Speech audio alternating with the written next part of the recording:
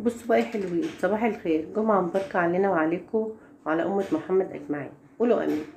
النهاردة بقى أنا رحت السوق، جبت شوية طلبات. جبت إيه يا نونة؟ جبت خوخ، جبت ليمون.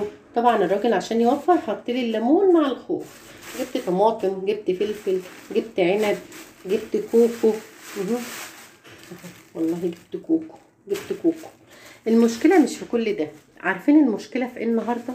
ان انا نفسي راحت على السمك المقلي، فانا بحب السمك المقلي بالحجم ده. طيب السمك اللي بالحجم ده، السمك ليه ده يبقى ب60 جنيه؟ ده ليه ب60 جنيه؟